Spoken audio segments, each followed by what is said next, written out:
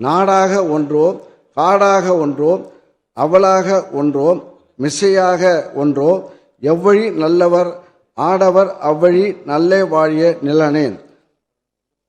இப்பாடலின் தேசத்தின் வளமும் இயல்பும் பண்பும் அத்தேசத்தில் வாழும் ஆற்றல் மிக்க மனிதர்களின் செயலை பொறுத்து அமையும் என்பதை புறநானூறு தெளிவுபடுத்தியுள்ளது.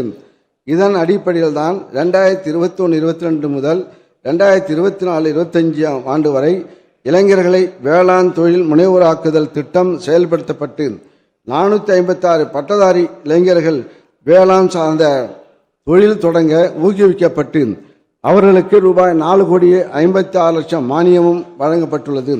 மேலும் உழவர்களுக்கு அவர்களின் கிராமங்களுக்கு அருகிலேயே தேவையான விதைகள், உரங்கள், பூச்சிக்கொல்லிகள் போன்ற இடுபொருட்கள், வேளாண் இயந்திரங்கள், தொழில்நுட்ப ஆலோசனைகள் ஆகியவற்றை ஒருங்கே கிடைக்க செய்ய முதலமைச்சரின் 1000 உழவர் நல சேவை மையங்கள் அமைக்கும் திட்டம் மாண்புமிகு தமிழ்நாடு முதலமைச்சர் அவர்களால் தொடங்கி வைக்கப்பட்டது.